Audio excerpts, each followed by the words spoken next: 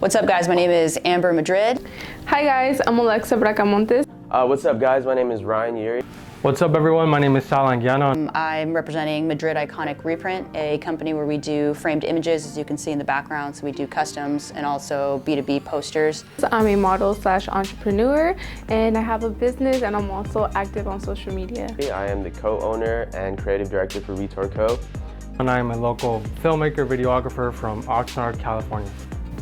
So what we create is framed images. So versus your traditional image that's going to go under glass in some frame, what we do is we actually laminate them, texture them, mount them, and then frame them up. So we're able to drive costs down, but also make the durability go up.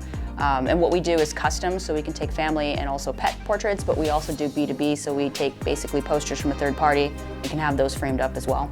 So what I create is in my modeling, I do lots of videos, pictures. I have my business that I really came out with, and I have my eyelash brand. It's cruelty-free. These lashes, you could reuse them up to 30 to 50 times, and they're super high quality. You could wash them and bend them, and it's something different because I've seen a lot of brands and they don't have that of like cruelty-free lashes. I haven't seen that, so that's why I created Little Twinny Kiss.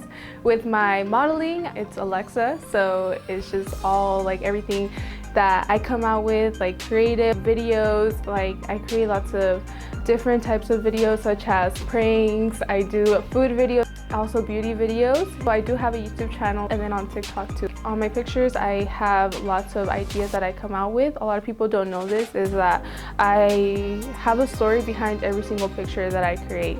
So what I create in Retour is the graphic designs, so anything that's printed or digitally marketed on our Instagram, or also the tech packs, which if you don't know too much about fashion, that's a technical pack that you send to your manufacturer when you're creating your own garment. So printing on something is a lot different than constructing something out of nowhere. So like you can easily get a t-shirt and then just print on it, but if you're constructing something through a manufacturer with your own specs, that takes a tech pack. And that's what I also do. Event planning, I also event plan for the brand. And I do a little bit of vintage curation. That's not like my expertise anymore, but as the brand started, that's what I used to do in the beginning. So what I specialize in is making digital content, such as videos for businesses and business owners. I just did a video for the UFC gym that opened up here in Oxnard, and also for a new hot chicken place here in the collection called Burning Mouth. So I just love making stuff like that and bringing business owners' visions to life, and I just love that process. So how we originally started with this business, I use the word luck, but luck to me is when the moment of preparedness meets opportunity. So at that time in our lives, I think we were already flipping products. So I do a lot of flips with products too, like shoes, t-shirts, all of that kind of stuff. Anything that I can flip, I do. And I was actually building a different brand called The Fourth Quarter, which is a glass water bottle company. And this one kind of just fell into our laps. We found this product, they were already pre-built, so it was a B2B at that point. And we were purchasing them and flipping them. Obviously, there wasn't so much profit involved because we were just starting out in it, but as time went on, we built relationships with different people, found a lot of different avenues to find that product, and then we started making them ourselves. So at that point, we were B2B, also purchasing posters from companies like All Posters and framing them up ourselves. Once we started to gain a little bit of an audience from that, we created the Instagram more so for a lookbook. And we actually had people contact us that said, hey, I actually make these, where are you getting them from? I can do, A, B, and C. And so we were like, okay, so let's see what the cost would be on something like that. So we started to produce some with this person, and that gave us the ability to do customs, which was really amazing. That really opened the doors for us, because now it was not only just framing posters, but it was creating customs on a computer, whether it's custom art or taking a custom image from a client and printing that for them as well. And the cost was actually really equitable for everybody, so we decided to do it that way as well. So yeah, overall, it's just been a progression, and it was just opportunity meeting the time of preparedness. How I got started with everything is I got noticed by a female rapper at a concert. She told me, she's like, oh, I was wondering if you would like to model for my merch. And I was like, yeah, I'm like, that would be so cool. And then I went, and it was like a sketchy place, and I was kind of like, oh my God, I'm like, should I do it? Should I not do it? I'm like, I'm already here. I'm like, might as well, like, I'm like already here. So I did it, and it was at her studio. She paid me.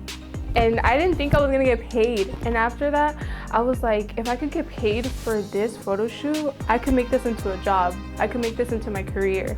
So I started getting noticed by more rappers. I started working with brands. I started working, like, doing runway shows, music videos, lots of stuff. And that's how I am to where I am now. And then right now I launched my business that's called Little 20 Kiss. And how I got to that, I've always wanted to create a brand, and I've always had a name for it. And it's always been something that I always wanted to do, but I never had the guts to do it because I was like, I don't know if people are gonna like it, or I'm like, what if I waste my money? But there was this one night where it was like 12 at night, and I was like, you know what? I don't care. I'm gonna create this. I'm gonna make my brand. I'm gonna launch it. And I texted my seller that sells me my lash brand, like who I work with, and I'm like, hey, I want to order these many lashes. Can we do it? He's like, yeah, it's gonna be this much. And I only had a certain amount of money in my bank account, and I was like, oh my God. I was like, I need like this much more. He's like, oh, like I won't be able to do it until you send me all the money. I'm like, oh my God. I'm like, okay. So I got up like in the middle of the night, and I went to the bank and I deposited the money, and I got home, and then I sent the money, and that's how I created my brand. But it was, like, a lot of people might relate to this. Like, once you create a brand, it's kind of, when you have a sellers, you're like, oh my God, who knows if I'm gonna get my products, or if my money's gonna be gone. But I was like, you know what, I'm gonna risk it all, and I'm gonna do it. So that's how I created my brand as well. So I really got into the camera stuff and like the whole editing process back in 2016 of our senior year of high school. Me and my best friend Braulio Coronado, we started our YouTube channel called Esos Hunters. You can look it up right now. It's basically about like action figures pretty much, and like Japanese collectibles. And we started making videos on our phone. It was an iPhone 6, I remember. We used his iPhone. And we just started vlogging and just recording random stuff. And then I remember my first semester at OC, I got my financial aid money. And I remember I went to Best Buy and I bought my Canon. I bought a Canon T6i, and I bought my Mac. And I remember buying that camera and just holding it when I got home, and I was just like, this is it right here, you know? Like, this is all I need forever. And the quality jump from the iPhone to the camera was just like night and day. It was just like, it blew my mind how good the camera was. And then obviously I started looking up tutorials on Final Cut Pro, because that's what I used. And just, I remember that spark that just kept going, you know, it just kept me going, and we started getting more subscribers, and then it was just a great time looking back at it right now. So I think if we take the definition of create, it's obviously bring something to existence. There's different ways you can look at that. So I think for myself, as far as how I do business and how my partner does business, we kind of both have different strengths, where she's really good with meeting people face to face and building those relationships, and just talking to the world. She's really good at that. Whereas I'm more of like the logistics side and figuring out, okay, how are we gonna start shipping these out? How is the brand gonna look? How do we edit these images? Where's the quality control? So we have two different ways of looking about it. So for her, I think creating is like the relationships. So she's really good at creating that. Whereas I'm more of, I guess, your traditional creator of like the artsy part. So I think for us, it's putting the two together and just creating something for someone's home at this point. So the way I always try to look at it is that I would love to be the streetwear, but for home decor. Creating means for me is someone who makes something into reality, someone who brings something into life. That's what creating means to me. So creating to me means you bringing something either from personal experience or ideas out into the world, into something that you can physically either see or touch or like sense. That's creation for me. Well, creating for me means a lot of different things. I'd have to say my favorite thing is the whole process of having nothing on a plate, you know, just ideas floating around. Or if someone comes at me with an idea and then planning it out, actually shooting it, and then having the shoot go like nothing like what we planned, because that always happens. And then getting in the editing room, editing it, and then finally turning it in. I just love that whole process of creating something out of nothing, you know, and then finally sharing it with everyone. I'd have to say that's my favorite part. Again, there's two different things with that. It could be the creative outlet of actually sitting at the computer and designing something from scratch or custom when someone asks, hey, I want something for my office and I want it to be around this theme, or I want it to have these types of images, and maybe I'm creating something with some quotes on there or something like that. So that's more of the creative of just sitting down and actually creating something. But there's also the creative side of business where you're learning it as you go along, and then you realize, oh, I could have been doing this, or now there's this new outlet to be able to create this way. So there's the two different ones. But for me, I think I really enjoy sitting down and actually creating something from scratch for someone, and then being able to deliver that to them, and them saying like, I really love this in my home, and it's painting the picture of what I want people to know about me. What kind of experience do you get getting that fulfillment from others, and how does it resonate with you? Yeah. So for me personally, because I know with Des it's going to be different.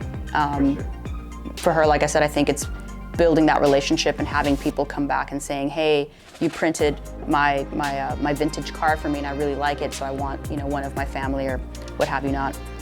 And those usually come to me. So she builds a relationship with the people, and then she'll send me an image and say, they want the background taken off, or they want, for example, recently did one of a gentleman that passed away, and the family wanted for it to look like he was sitting in the clouds and that the clouds are behind him, and to have his name on the bottom with his date of birth and so forth.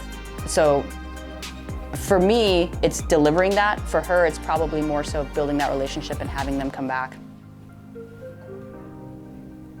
It makes me really happy. Like, I love what I'm doing. I love modeling. I love my business. I love how everything's going.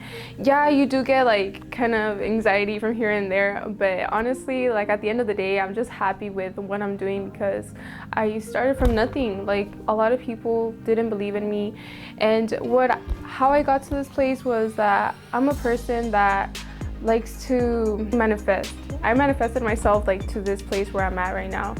Everyone doubted me, everyone didn't believe in me, and I never let that faze me. I was like, I know what I could create, I know what I'm able to do, and I know I have no limit, so I just manifested my way into everything. So Retour for me is an outlet to express myself.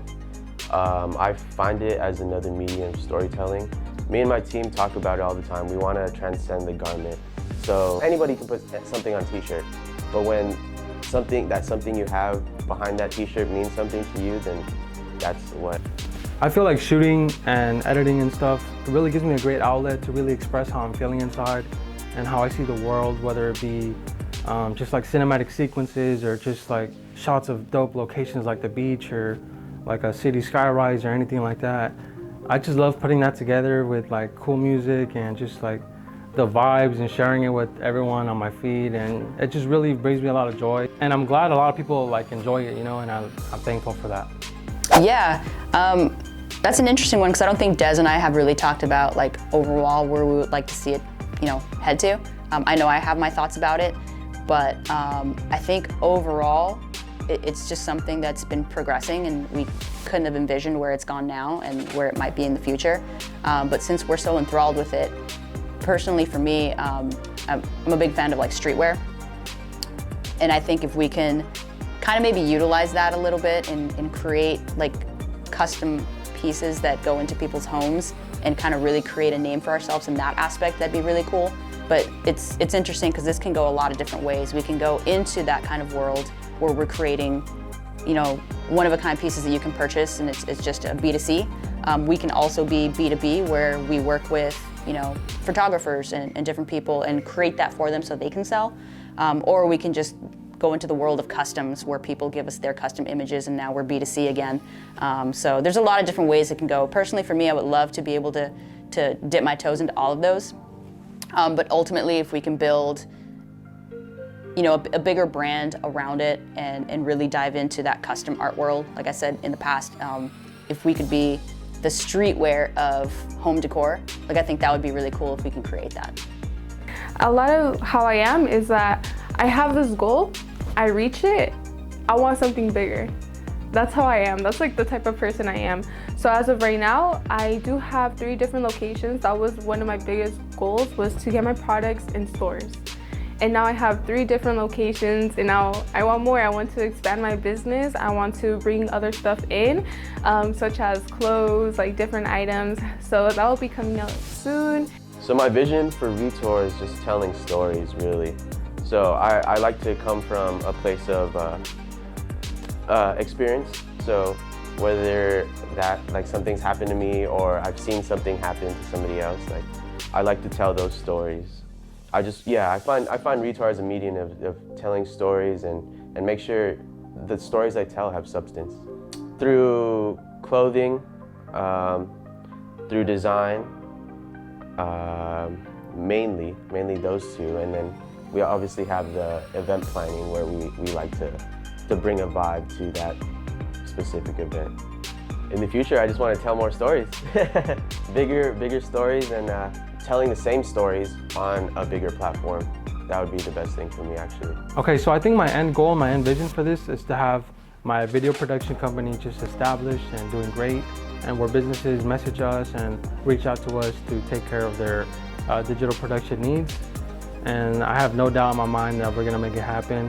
There's a lot of things that help us, I think, move forward, and a lot of it is the relationships we've built.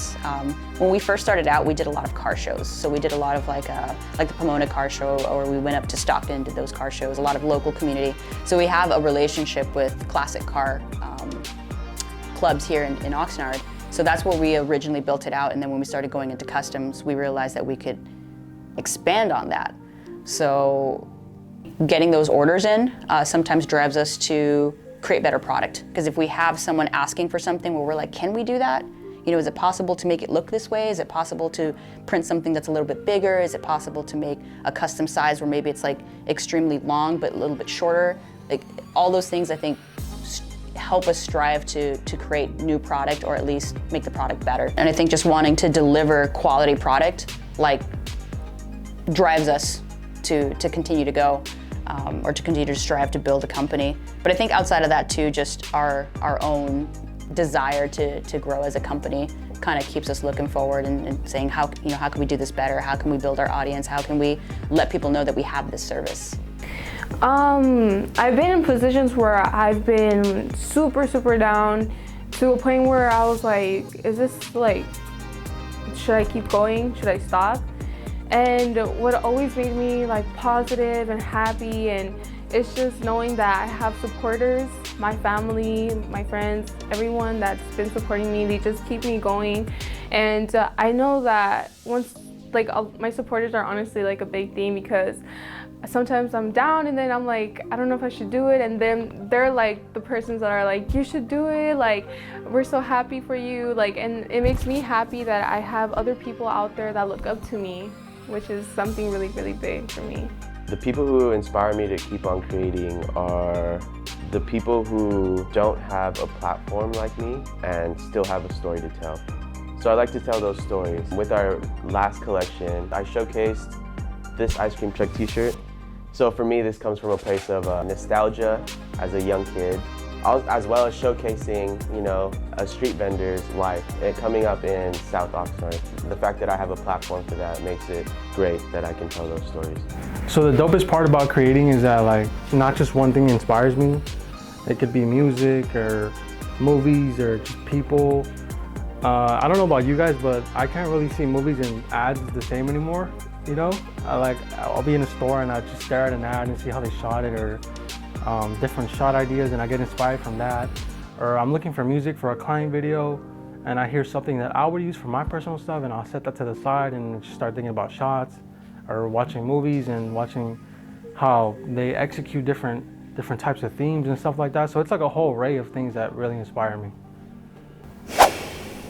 That's a tough one. That's a tough one because there's so many people that I admire. For sure. I think it would be really cool to work with like a Danny Elfman or Mac Miller, who has passed away. Danny Elfman's still alive.